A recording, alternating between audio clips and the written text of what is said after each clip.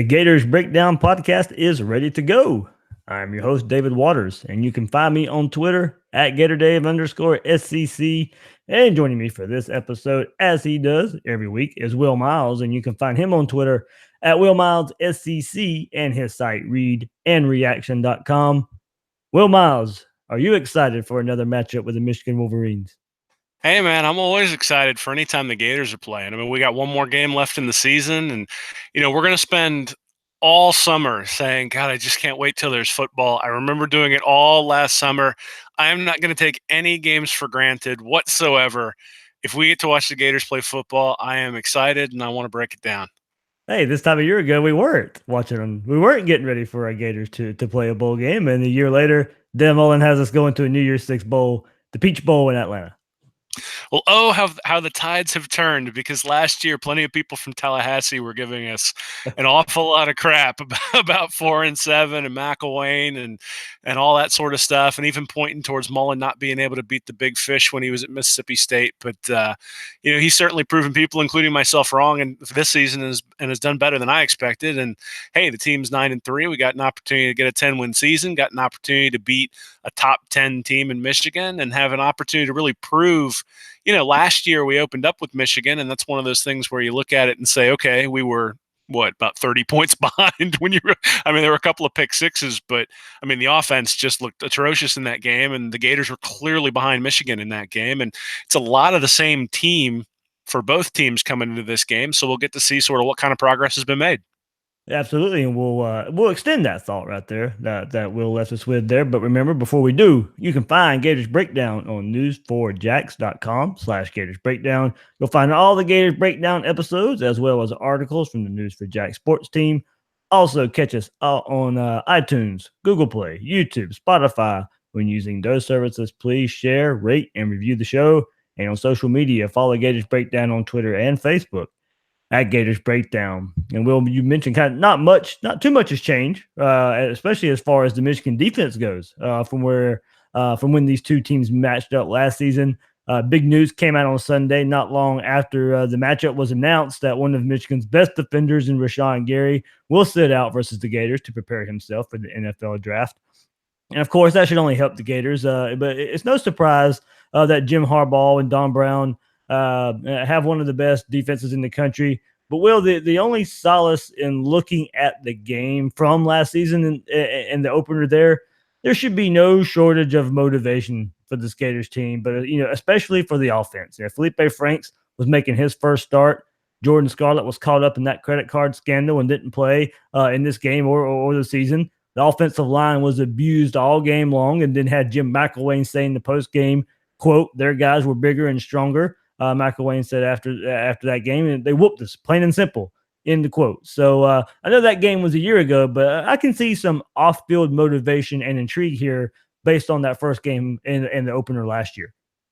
Yeah, you figure if you're Mullen, you just run that game on loop for the next month in the weight room and in the locker room and every time they're eating. It was an embarrassing thing for those guys to go out there and lose like that. And Felipe Franks gets pulled late or early in the second half, and they bring him Malik Zaire, and he wasn't ready to play. And they had the couple of pick sixes and actually had the lead at the half, but then just weren't able to hold up. A lot of mistakes on the back end of the defense, a lot of mistakes everywhere on offense, and so Michigan was able to take control, really win the game. And it didn't even feel that close in the first half, even though Florida was ahead. It just sort of felt like the defense had kept them in it. The hope was the defense was going to be really good last year, and that didn't turn out to be the case. So, I think there's a lot to prove on Florida's side of the ball. I'm not sure there's a whole lot to prove for Michigan. Michigan comes into this game as the ones with sort of, they're expected to win, they're favored, and if they don't, if they don't win, I don't think anybody's gonna jump off the cliff if they lost. The Ohio State game for them is the Super Bowl until they get into the playoff, and then they weren't able to get into the playoff. And you can see them sort of like Auburn last year coming to that game against UCF. I don't think anybody believes that Auburn came in all guns blazing against UCF. They certainly played a decent game, but it wasn't their best game of the year. And I think maybe you see the same thing with Michigan. But hey, I want to get Michigan's best. I want to know where Florida stands. If Florida loses by 25, hey, you know where you are, and you got to go from there. If Florida loses close, okay, you know where you need to go from there. But if Florida wins by 40, well, well, then everybody's going to wonder, is it just because Michigan didn't show up? So, I hope we get Michigan's best. I hope for the players who are there. I do think it's a good sign that Chauncey Gardner-Johnson, even though he announced that he's going to the NFL, is coming and playing in this game. I think it sets a tone. I don't begrudge anyone who goes to the NFL. I mean, this is a physical sport. You blow out an ACL or something like that in a bowl game, and the NFL isn't going to still pay you. So I understand why people would do it, but I do think from a program perspective, it's really a big deal that Mullen's got Gardner Johnson playing in this game, and that it indicates that the team is bought in and really wants to put on a good showing in the Peach Bowl. Yeah, I absolutely agree with you when you bring up the motivation for Michigan in this game, coming off that Ohio State game. And hey, look, they were playing for a more than likely a playoff spot when they played Ohio State last week. The winner of that game was going to be picked to beat Northwestern, and Ohio State or Michigan would have been picked just like Ohio State to win that game. So a playoff spot was on the line. And you're right, I do wonder where their mindset is going to be in when they had just a week ago had their sights set on it all, being able to play for it all just a week later after you would beat a Northwestern team. So yeah, I do the motivation for this Florida team. I discussed going into that part of it, but yeah, coming out of it, what is the motivation for Michigan? Is it to play Florida again? Is it to be the SEC team? Is it to come down south and play in Atlanta? I think I read this was Michigan's first game in the state of Georgia. For them. So what is the motivation there? Harbaugh usually does a good job of getting his teams up as far as bowl game goes. And I know they're coming off the South Carolina game. Actually, they probably shouldn't have lost. They had a really good game against FSU a couple years ago. They did beat Florida. Jim McElwain's first year. So they played good in their bowl games for the most part, except for that disappointing game against South Carolina last year. So yeah, I do wonder where the motivation is for Michigan. And I also agree with you there. It is a barometer for Florida, and it's really a barometer for this Florida Gator offense. And we'll look at some stats here for Michigan, and we'll look up the stats between just FBS stats. When throwing out the cupcakes, FCS teams. Michigan ranked 10th in the country and only giving up 17.6 points per game. By comparison, Mississippi State leads the country and only gave up 12.5 points per game there. So about a 5-point difference between Michigan and Mississippi State. The Wolverines are number one in yards per game, only giving up 262.5 yards a game, and third in yards per play with 4.2. To finish this out, they rank 19th in rushing yards allowed with 116 yards a game. The Gators average 210 yards a game rushing versus FBS opponents. So Gators 210 yards, Michigan only giving up 116. So Florida is 25th in the nation in running, just for FBS opponents. And the Wolverines placed the number one overall ranking in pass defense, only giving up 146 yards per game. The Gators averaging 196.6 yards a game, ranking 94th in the country there. So we know what the Gators will want to do. They want to come out here and should be trying to establish the run, because Michigan really does a good job of defending the pass. I don't think you want to put too much on Felipe Franks in this matchup. But going back to last year, it was his first start. New system, new coach, easier offense for him. He's gotten better as the season goes on. I don't necessarily think it's going to. It is a bowl game. You can try some things out. Here and there. I don't necessarily. Is it a game? Do you want to go win? Absolutely, but it's also a chance. You got 15 practices to go figure some things out. Maybe try some new things. Maybe have a little fun as well. It will be interesting to see the game plan built. We know they're going to run the ball, but the game plan built around how to use Felipe Franks. Yeah, well, if you look back at that Ohio State game, I haven't gone back and broken down all the film, but clearly they got torched through the air in that game. Got torched a lot on crossing patterns from everything that I've seen thus far, and that's something that Franks has not shown necessarily a huge grasp on, right? It requires the offensive line to give you protection to allow those guys to cross across the quarterback, but B, it also requires that the quarterback be accurate in that 10 to 20 yard range, and so. To me, these 15 practices are an opportunity to work on something that really hasn't shown up a ton. They did go over the middle a little bit against Florida State. They did wrap it a little bit against Idaho. But this is an opportunity to really sort of build in that component to the offense. And Frank's improved considerably from last year. I think these 15 practices make a big difference in that. I mean, you think about the number of practices they have in the spring, number of practices they have in the fall, and then you add these practices to it. Really for a developing quarterback. I mean, we forget he's only a redshirt sophomore, and then his backup right now is a true freshman. So those guys need the reps, and I think that's an important thing to see in these practices. But yeah, I expect there to be some trick plays just because it's kind of fun, and Mullen seems to be that kind of guy who wants to have fun for these types of things. But at the same time, I fully expect him to take a look at the Ohio State tape and figure out how they torched him and try to go after him like that. I mean, Michigan's really good against both the run and the pass. I don't know that you're going to be able to go out there and just say, oh, we need to isolate this one spot on Michigan. I mean, maybe you have an advantage because Gary's not in there because he's decided not to play. But, I mean, at the end of the day, if there was an injury to Gary, we wouldn't sit there and say, oh, the whole defense is going to fall apart. We just say, hey, they have an injury and they're going to have to have somebody step up. So, I expect Michigan's defense to be pretty stout, and I expect that there's a reason why Michigan's favored in this game. Part of it's the perception from last year and really the last couple of times Florida's played Michigan, but part of it is just that Michigan's a really good team.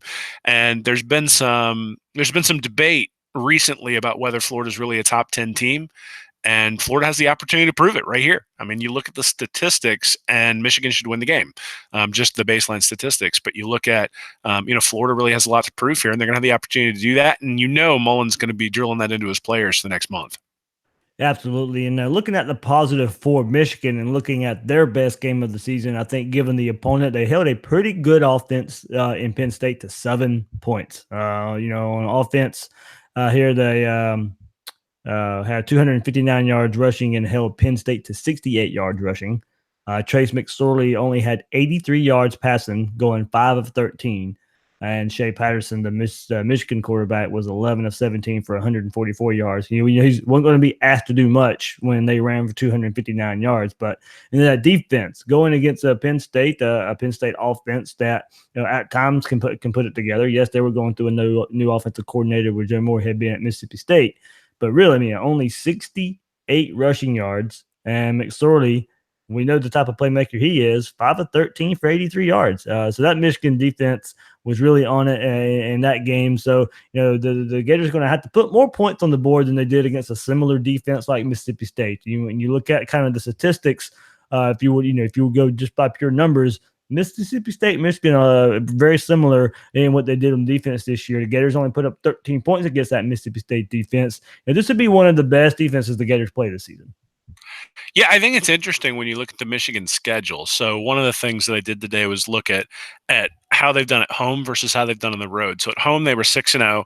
They outscored their opponents 303-94, and that included that Penn State game. So the top 10 team in FPI that they beat. So Penn State's ranked 8th right now in the ESPN FPI.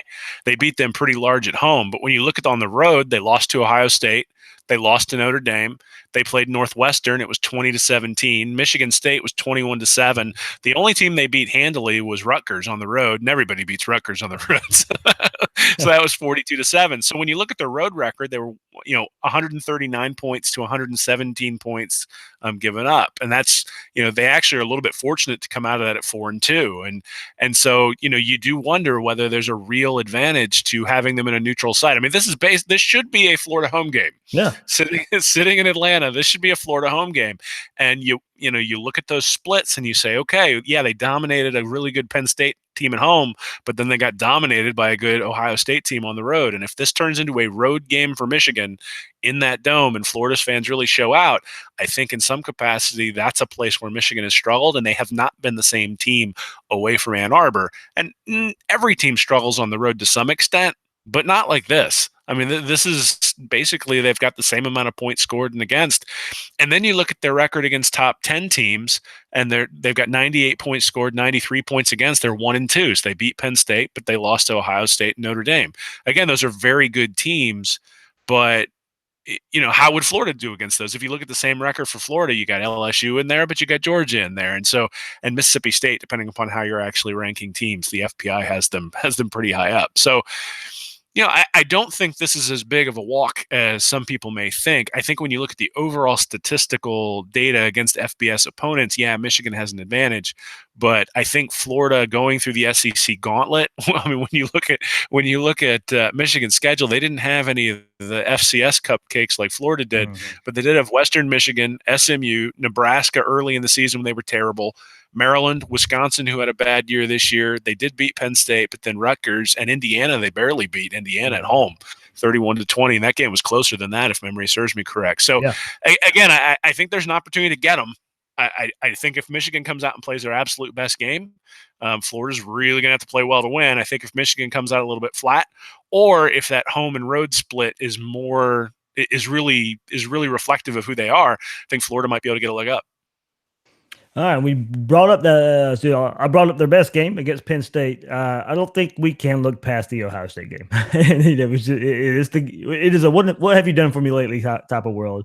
And Michigan entered the Ohio State game leading the nation in least passing yards allowed per game, passing yards allowed per attempt, completion percentage allowed, and passer rating allowed, and led the nation in pass defense for the third season in a row going into this game.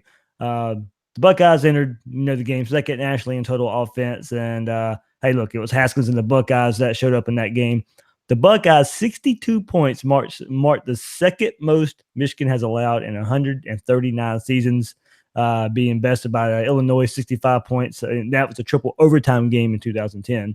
So it also marked the most games that Michigan coach Jim Harbaugh has ever allowed as a head coach, the most points there in a game, and the most defensive coordinator Don Brown has ever surrendered as a defensive coordinator. So Ohio State finished the game with 573 yards, 8.8 yards a play. And then they only allowed 2.69 more yards per play, 181 more yards, and 38 more points than they have allowed in any one game this season, that Michigan defense there. So I think part of it, no pass rush versus Ohio State. That probably sends a good sign for a pretty good Florida offensive line this year. Michigan, 31 sacks on the season, 0 sacks against the Buckeyes. So it was the pressure non-existent there against Ohio State. Picked the Wolverines defense apart. And as I said, Michigan, 0 sacks, and Haskins, 318 yards passing, 5 touchdown passes, 19 of 30. And look, Ohio State's offensive line was thought to be a weak point going into that game, and they showed up big time against Michigan here. Michigan finished that game with 161 total rushing yards. The Ohio State defensive front created some pressure, 3 sacks in that game as well. Most of Michigan's points come when the game was well out of hand, when they were down by 20 or so points. So, you go back to that last game, as I said, it is a what have you done for me lately type of world. It is going to be interesting how much, and Dan Mullen even admitted it today in the teleconference. Someone asked him, would he talk to Urban Meyer about the last game with Michigan and Ohio State? Would he pick Urban Meyer's brain about what he saw against his Michigan defense? And Mullen admitted, yeah, he'll talk to him and see what Meyer has to say about Michigan's defense. So, given all that, coming off that, of course, you can't expect their defense as good as it has been played all year. You can't expect them to be that bad again. But maybe there's something you could pick up on, as we kind of mentioned earlier, that they can practice for these next 16 practices. Well, certainly. I mean, I think you leave no stone unturned, especially if you've got Meyer on your speed dial. It's like, I mean, I would imagine that Mullen has relied on Mullen quite a bit over the years when he's had issues as a head coach and sort of asked about things. I mean, whether you like Urban Meyer or not, we all have to admit he's a fantastic college football coach. And, it would be stupid to not use that person as a resource when you have him as a mentor in some respects. You look at the Ohio State game. I mean, they averaged 12.8 yards per pass attempt, which is ridiculous. I mean, I think Oklahoma led the nation with like 8.8 for the entire year. So they averaged 4 yards more per pass attempt than the best team in the country. But, they also had 171 yards rushing and averaged 4.8 yards per rush. And this is an Ohio State team that couldn't run the ball against Purdue. So, I mean, on the road against Purdue, I mean, they were relying specifically on Haskins that entire game. And in this game, they were able to put the ball on the ground and really take it to Michigan. And that, I think, is indicative of something where Florida might be able to take advantage because, I mean, Ohio State, one of their problems throughout this entire year, one of the reasons they've struggled so much, I mean, struggled, they're what, 11-1, but or 12-1. One of the reasons Two they losses. have Two losses. well, one of the reasons, two losses. That's right. So one of the reasons they've had some issues is the running game, right? That they haven't been able to, they haven't been able to get the running game going, and that they've had to rely on Haskins. They didn't have to do that in this game, and I think that's one of the reasons why the crossing routes are open, is because you're exploiting the running game. The other reason is those Michigan linebackers are pretty aggressive. I mean, you can remember from last year, Winovich coming off the edge. Certainly, Devin Bush also coming up in to sort of terrorize Felipe Franks there in that first half. Those guys come up and they do a really good job doing stuff at the line of scrimmage. Crossing routes go right behind those guys. So, did Urban Meyer take advantage of their aggressiveness? Again, I don't know. I haven't gone back and looked at the tape extensively. It's one of the things I'm going to be doing over the next week or two. But it does give us hope that there is an opportunity to exploit some things that they have on defense. But again, I mean, Harbaugh is going to go back and look at that too. I mean, he's going to see all the things that they did, and he's got 15 practices to teach his guys not to do that. And I think at the end of the day, you look at any of these games, and what ends up happening is the team that wins the battle up front is the team that's going to win the bowl game. And a lot of that comes down to who wants to be there, and a lot of that comes down to sort of the just the desire of the team and the focus that they have for these 15 practices that then feeds into it.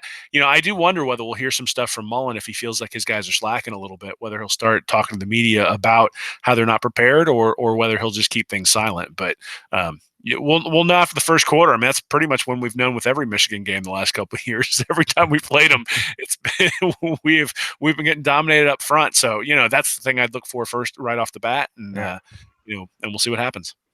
We'll extend this thought just a little, and not necessarily because of what Michigan will bring to the table and not what happened against Ohio State, and just in general.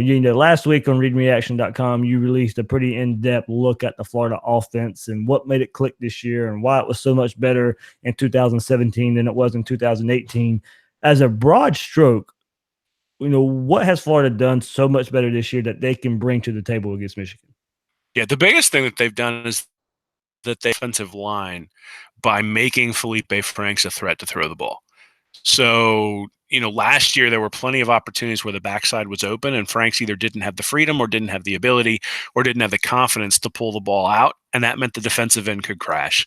And there were multiple instances in that Florida State game and really throughout the year where you could see and in fact, I gave an example. I think it was from the Tennessee game last year where Pirine got absolutely drilled on a play where Franks had just pulled the ball. He could have run around the edge and would have had 6, 7, 8 yards. And now he's allowed to do that. So if you look, he had 58 rushes last year for 20 yards. So he averaged 0.3 yards per rush. Now, he didn't throw the ball very well either. He only averaged 6.3 yards per attempt. So he's raised that up to 7.6 now. So he's really gone from a below average passer to right about average, maybe a little bit above average. But he has 96 rushes this year for 276 yards. They've also got Tony, who's got 204 yards rushing versus 120 last year. And granted, some of that's out of the wide receiver position, but he's a threat when he goes back there in the Wildcat. And so guys who've thrown a pass this year have run for 503 yards versus guys who threw a pass last year ran for 170 yards. And that really is one of the fundamental things that has changed. Now, I mean, Franks has gotten better. There was also a play that I diagrammed where last year he stared down a receiver on a slant and the linebacker was able to jump right in front of it. And so he had to pull it down and he got sacked. And then in the game against Florida State, he moved the linebacker with his eyes, knowing he was going to come back to his right and throw the slant to, I believe it was Van Jefferson. And Jefferson was open and they were able to convert a first down. And it seems like a really simple play. You just throw the slant. But, for a young quarterback, he was zoning in on that guy and leading the defense in that direction. He's not doing that near as much anymore. So, pre-snap reads he's always been pretty good at. I think Mullen has sort of taught him how to manipulate the defense a little bit based on what he's seen with the pre-snap reads. And now the things he really has to work on are accuracy, particularly down the field. And on some of those back shoulder throws, like every once in a while we'll see one that's fantastic, and then we'll see one that's just completely airmailed.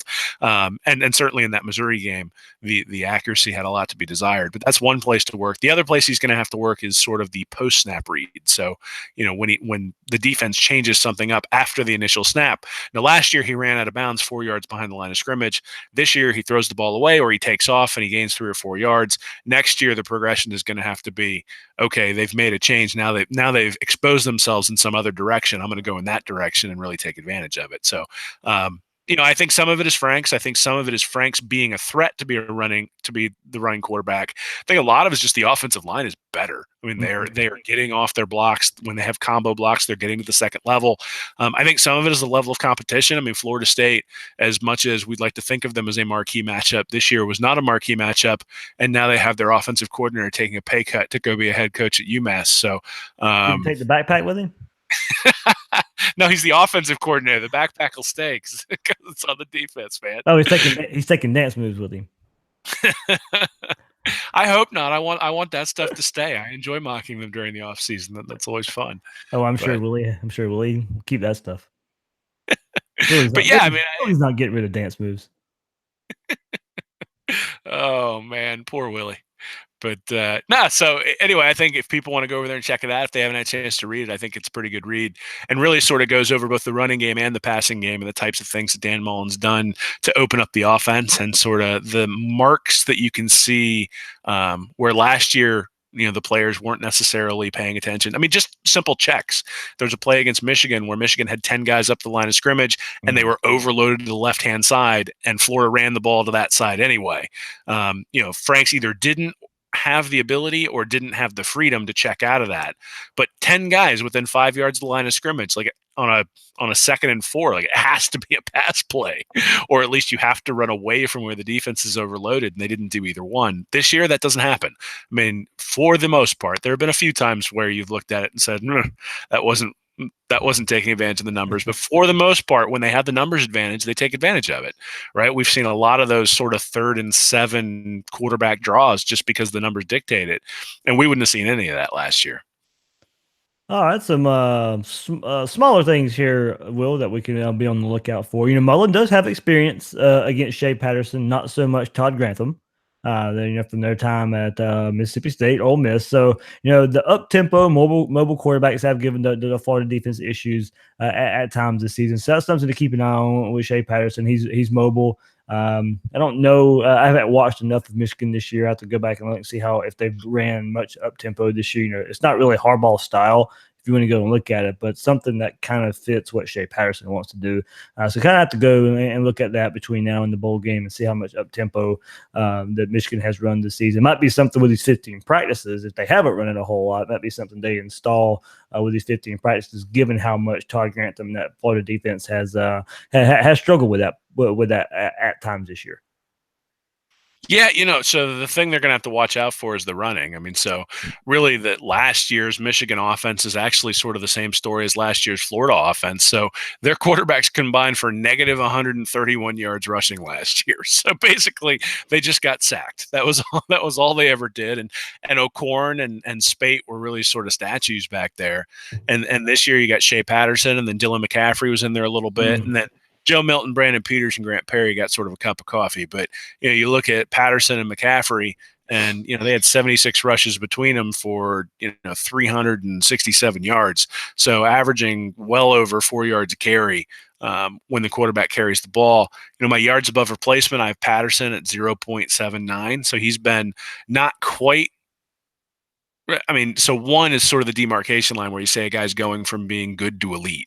So Patterson's been in the good category. He hasn't necessarily been in the elite, but you compare that to Felipe Franks, and he's been at, I believe it's 0.13. So better than a game manager, but not as good as Patterson. So that's another place where Michigan probably has a slight advantage, especially when you consider they didn't play the cupcakes, and that's where some of the stats and yardage for Franks came from. So, but Franks, the last couple of games has really trended up. It'll be interesting to see whether one of the things with a young quarterback, and particularly with somebody who's inaccurate, you start seeing sort of these ups and downs. I think we actually saw that with Patterson last year. When he was at Ole Miss, he was a lot more inconsistent than he was this year at Michigan. So he averaged 8.2 yards per throw. He was a solid quarterback, not nothing. You're not going to write home and say you're not going to bounce your grandkid on your knee telling him that you watched Shea Patterson play Florida in a bowl game, but he's a good player, and I think Florida's going to have to be ready for him.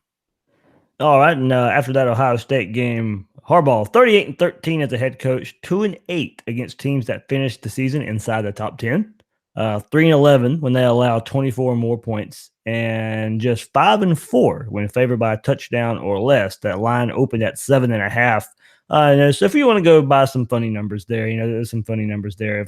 If that line comes down, Michigan's just 5-4 when favored by a touchdown or less. Will, before we move on to some recruiting updates and news, any other thoughts on this Florida Michigan matchup before we dive into it in a future episode? Yeah, I mean, the only thing I would say is that when you look at the teams that they got beat by, they're teams that have more talent. Ohio State and Notre Dame.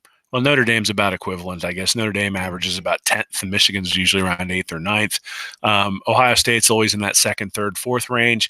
Penn State's been a little bit higher recently, but is usually 13th, 14th, 15th. So really, if you have equivalent talent to Michigan, you've really got a chance. If you don't have equivalent talent, Harbaugh usually wins the game. So the good news is that Florida has averaged 14th over the last 4 years in their recruiting ranking, and you figure if Mullen gives them a little bit of boost with some of the coaching that he does, then maybe they play a little bit better than that and are sort of equivalent to Michigan. So I think it's going to be a good game, and that's good because one of the things that we were hoping when Mullen came is that the days of going to the SEC championship game and getting embarrassed or going to a bowl game and getting embarrassed were over. And I think that's really where this is a barometer. And that sort of comes back to the whole, I know a lot of people wanted to see Florida play UCF, but I'm not sure that actually proved anything. I mean, if you beat them, you were expected to beat them, especially without McKenzie Milton. And if you beat Michigan, that says something about your program. You beat UCF, it just means you don't have to listen to them on Twitter all offseason. So for us, which might have been worth it. Well, it's worth it for us, though. I don't know. I mean, I feel like at this point they've engaged in a way that we would go right back at them if we won. And I mean, whatever. It's like, yeah. Well, apparently Florida was setting this up, and Florida's afraid of UCF. Well, I mean that's what happens when you're the little brother. You got to accuse the big brother of cheating. So. No, I mean, I understand why people are upset. I mean, I get why people wanted to see him play UCF. Heck, I wanted to see him play Penn State, but that's just because I had a bet with my boss. He was going to have to wear the Florida jersey and sing the alma mater if we played Penn State. So I wanted us to win Penn State or play Penn State. But Michigan's a good game. I know we've played them a lot over the last few years, and the familiarity can be a little bit old, but it's a new regime at Florida, and the idea that we get to see exactly how far we've come over the last 14 months is really exciting to me. Yeah, this game could be what we thought the first game could have been last year without the suspensions, and thought you were coming along nicely as a program, and it all come to a crashing halt. So maybe we're getting that redo because of how things just fall, but. My dad surprised me when the game got announced that he wanted to go. So we'll be heading to Atlanta to the Peach Bowl, and my dad said he wants to go check out that new stadium. So it kind of surprised me, but glad he wanted to do it, and we'll be heading up to Atlanta for that game. Well, I haven't had that conversation with the wife yet, but we do have a plant down down near Atlanta, so I may need to take a business trip that last week in December. There we go. All right, Will, the Florida Gators right now kind of hot on the recruiting trail, and right before we jumped on this Monday night, about 2 hours beforehand, the Gators flip offensive lineman Michael Tarquin, and then Kingsley. Now I'm gonna have to work on this name. I don't even know if I'm saying it right. Igwequin. That's what I'm going with. Kingsley Igwequin. Flip both of them from Miami. Tarquin on Monday, and I'm just gonna call him Kingsley from here on because that's a whole lot easier. Flipped him on Sunday. Both guys flipped him from Miami. Tarquin, a 4-star, 284th ranked player in the nation, 6'5", 290 pounds. He injured himself in preseason and underwent surgery to repair a torn labrum, and so he did not play this past year. But still highly rated a 4-star offensive lineman there. He is on track to graduate high school early and expected to be clear for contact by the time spring rolls around. And then Kingsley, 6'3", 300 pounds, from right here in Jacksonville at the usually not so Gator friendly Sandalwood High. So 6 offensive linemen commits for the class of 2019. Will the Gators won a deep class for offensive linemen this cycle, in good shape to was in good shape to flip Michael Tarquin. Did that here on Monday. So 4 offensive linemen last class, 6 so far this class, 3 4-stars, 3 3-stars, and maybe adding one more 4-star offensive guard, Diave Hammond. See what happens there. Maybe lose one before it's all said and done. But if you could pick up another 4-star, that would definitely help here. Will, it's apparent Mullen and Hevesy want to transform this group. Yeah, well, I mean, with good reason, right? I mean, coming into the season, that was an area of concern. I think they've shorted up somewhat, but I would also say that they've been pretty fortunate in terms of health, right? Yeah. I mean, Buchanan, Jordan, Johnson, Ivy, and Taylor have pretty much played the entire year. I can't remember a time when there's been a guy. I mean, I'm sure they've been banged up, but I can't remember a time where a guy couldn't start. They haven't had ACLs. They haven't had giant, high ankle sprains. They haven't anything like that. And so to be that healthy is one of the reasons why the offensive line has been so successful. I mean, you can envision a parallel universe where, Martez Ivy does something to his shoulder in the second game, and all of a sudden, all hell breaks loose on the offensive line. So depth there is very important. I do think that star ratings are important, but at the same time, there are a lot of 3-star offensive linemen who turn out to be very, very good. And there's a lot of 3-star tackles who are really kind of 4-star guards, right? So being able to take a step down from tackle to guard allows you to really sort of use some of the skills that you have from a strength perspective, where maybe you don't necessarily have the mobility or the size to be a left or a right tackle. So really, we'll need to look in depth at all these guys and sort of make that decision. We made that last year when we had a couple of guys who were 3-star guys come in last year. We had sort of the same discussion that a lot of times those guys slide into guard and or center and can be successful. But yeah, I mean, it feels like the recruiting's picking up. Certainly the 2021 class now has 3 top 100 guys. That's sort of what we've been harping on all off season. I still think the class is going to have it's going to be a struggle to get in the top 10 this year. I mean, there's going to really need to be a run of guys to get Florida in the top 10. I don't think the top 10, whether it's 10 or 12, I don't think you sit there and say, oh, that ranking is what matters. What matters is the quality of the players you're bringing in. And that's just one segment of it. I mean, there's certainly player development and there's on-field coaching and all that sort of stuff. We're not saying that, but elite programs recruited at elite levels for the most part, and especially in the SEC. And the more blue chip talent he can bring in, the better, especially in 2019, because that's one place those bump classes usually see a significant jump, and we haven't seen that yet, but it does look like the tide's turning a little bit. Yeah, ranked 19th overall in the 24/7 Sports Composite. That's 9th. That's crazy, Will. 19th overall, 9th in the SEC. Well, that's why it's so important, right? Because Yeah, I mean, that's right. Clemson typically comes in, 6th, 7th, 8th, and they're second in the ACC. They've come in 13th a few times and been second in the ACC. And with Taggart up at Florida State, now they're first in the ACC. Yeah. And they're just, when you look at like the 3rd and the 4th teams in the ACC, they're typically like 17th and 30th in these recruiting rankings, which is one of the reasons why recruiting is so important in the SEC. Is that let's say you beat those teams that are more talented than you. Let's say you beat them 35% of the time. Well, if you have to play 3 teams that are more talented than you, then that means running the table on that is like a 4% proposition. So if you're more talented than them, you tend to win it at like a 65% clip. So now running the table against those 3 teams you're more talented than is like a 20% proposition. So you've just increased your odds of winning those 3 big games by like 4 times. And that's what that can do when you really start bringing in those elite classes. But obviously Mullen has done more with less at Mississippi State, and we'll see whether he can do that at Florida. I think that's the thing about that, Will. When people listen to us, it's not that we don't think Mullen can do it or whatever, but he shouldn't have to. You're at Florida. Go get some elites. Well, I mean, so, we've talked about on-field results not necessarily impacting the 2019 class. I think people will dispute that at the end of the year, depending upon how things finish. We'll go back and look at it. I mean, I set that arbitrary date of August 1st and said typically classes don't change much before then. Of course, then DeJuan Black committed like August 2nd.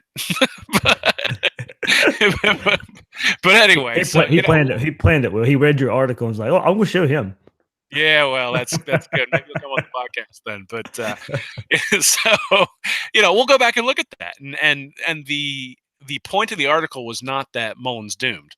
The point of the article was if he exceeds what other people have traditionally done, then we should give him kudos for the way he closes because he's closed much better than people have in the past. And so I'm going to give him that credit if on signing day he's got a class that ranks 7th, because at that point he's done way better than it looked like he was going to do back on August 1st. However, if he comes in at 12th, that's kind of where it looked like he'd be on August 1st. And so, again, those early starts make a difference, which is why it's encouraging to see what's happening in 2020, but in particular 2021, right? So 2020, I think the 24/7 sports average is like 91.7 for those players, which is still sort of in that 9 to 10 range is where that 91 usually ends up. But it's like 97.8 for the 3 guys they've got for 2021. Those are elite guys. There's a 5-star in there.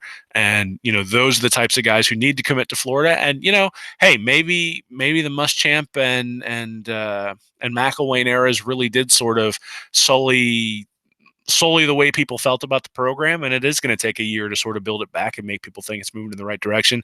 It certainly doesn't hurt that Miami is struggling, that Mullen is pulling guys away from Miami, and then who the heck knows what's going on in Tallahassee. So. Hopefully the quarterback's going to North Carolina. So, Yeah. So anyway, I mean, hey, all good news as of, for the last couple of weeks. And it's been good news ever since the Florida State win on this front. And certainly we expect Mullen to close strong, and we'll let you know whether he does or whether he doesn't. Yeah, that was a good thing about Michael Tarquin there. And he put a letter out on Twitter and post some pictures with it as well. And part of the letter was saying it was a dream of his to be a Gator. And then there's a picture of him in a Tim Tebow shirt. And it was like, what sparked in my mind was, and I tweeted this as well, it's good to see guys who dream to be a Gator now want to be a Gator. And it's not I grew up a Gator fan, but I don't want to go play for Jim McElwain. And that's that's kind of what we got the last few years. And he didn't pressure those guys who grew up Gator fans that, hey, come on, let's be a Gator. It's all nonchalant. And it does seem, with the troubles that Miami and Florida State are having, hey, if you wanted to be a Gator, now is the time to come be a Gator. So it turns out that peanut butter and jelly sandwiches are not the best recruiting tool. This is apparently what we've learned from this era. Neither are fishing trips. As well as that recruiting elite quarterbacks will help. So again, the other thing I think you can do is if you look at Mullen, he's definitely made it a priority to get quarterbacks on the docket right away. I mean, he's got Jalen Jones coming in next year. He had Emory Jones come in this year. Getting those guys to commit early, I think those guys tend to be the guys who go out and recruit people. And so to be able to go out there and fill that spot, because it's the most important position on the field. And certainly we felt that over the last few years. I mean, just competent quarterback play over the last decade, and Florida has a considerably different record and really a different feel. And then we don't have Michigan idiots out there telling us that we're not really on the map anymore. So, so now we get the opportunity to show them, man. Absolutely. So to wrap it up here, as I said, 19th overall in 24/7 Sports Composite, 9th in the SEC with 18 commits. Plenty of room to move up for the Gators in the next couple of weeks. In good shape for Lloyd Summerall, Keon Zipperer, Kyer Elam, Chris Steele, Derek Hunter to get a flip from FSU there. Maybe Quayshawn Fuller as well. Kind of think he sticks with FSU, but we'll all see kind of where it goes from there. And recently as well, as Will mentioned, the 2020-2021 class recently, 4-star 2020 athlete Jaquavion Frazier's. And then for the 2021 class, Will, you mentioned that these guys, but the Vanguard, Ocala duo, a 5-star defensive end, Bryce Langston, and 4-star wide receiver Trevante Rucker commit recently to the Gators as well. So you're not going to break down those guys so much. We got plenty of time to do that. But Will, as you mentioned, when we discussed what good results on the field could do in recruiting before the season started, it wasn't necessarily for the 2019 class. It was, we said if the good on-field results happen, look, we're not saying it couldn't happen for the 2019 class, but we did know it could have an effect on the 2020-2021 class. And look, we know it's very early right now, but it is good to see the Gators in the minds of some high-profile recruits. Well, I mean, we talked about it over the summer that having your class established before the season is really necessary at this point in order to have an elite class.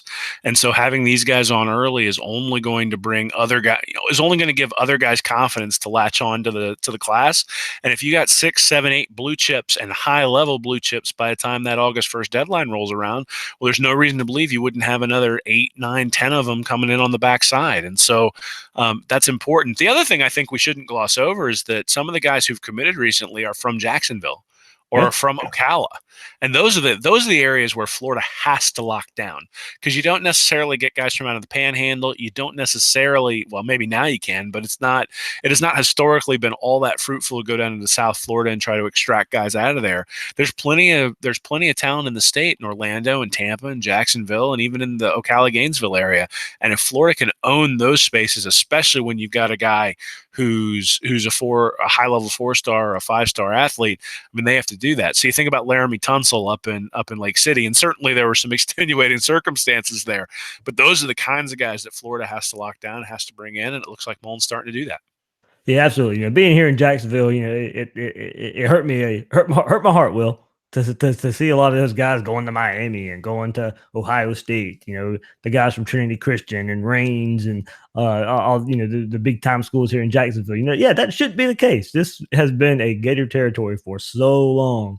And think about the time at Urban Meyer and getting all those, Nice and St. Augustine kids led by Tim Tebow and Brandon James and the James Wilson, those guys that left and went to Florida, and the Lakeland guys, of course, and look like Florida's going to be bringing it around back around to those guys with Zipperer and Summerall. So yeah, it is time to get the Gator friendly areas, historically back to Gator, back to the Gators right now. So all right. A lot of recruiting talk will be coming up. We got early signing day in a couple weeks. So we'll definitely have you covered here on Gators Breakdown, talking recruiting and getting you ready for the bowl game against Michigan as well. Will, it's going to, we won't be doing 3 episodes a week in the month of December. We need a little bit of a break, but still plenty to discuss with the bowl game and recruiting.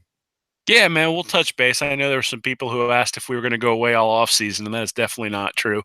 You'll still get to hear my harebrained opinions all off season long, but hopefully they'll be fact based and they'll be based on what's happened in the past. And if they're negative trends, then hopefully Mullen can buck those. I mean, the whole point of statistics is to take a look at what has happened and try to predict. But one of the great parts about sports is that your predictions don't necessarily have to come true, that it's not some statistical model that predicts it. And so it's always fun to see how does the things that you've predicted relate to what actually happens. And so we'll get to see that in the bowl game. We'll get to see that in the recruiting, and we'll get to see that all off season when we see how the team prepares. I mean, hey, that's why we like the Vegas line so much, right? You want to see if the underdog can win sometimes. So hey, I gotta say, man, they're pretty good. They seem to make a little bit of money. Hey, they keep building brand new hotels, so unless they're doing something right. Well, 2008 they had some issues, but now they're doing all right. Yeah. All right. Will, anything else? Got anything else coming up on Read and Reaction this week? Yeah, we'll have some stuff coming up this week. Probably a little something about what Florida can actually do in the bowl game, what they can establish, and where you sort of go from there. So, what can they win? What can they lose going up against Michigan? And then really, some breakdowns of the season probably coming up over the next month or two. Looking at the different guys who are either coming in who might contribute. So go back and look at some of the high school film. That's always sort of fun. I'm sure we'll have some stuff up on Jalen Jones and some other things as well. Absolutely there. So, all right, Will, thanks very much, man.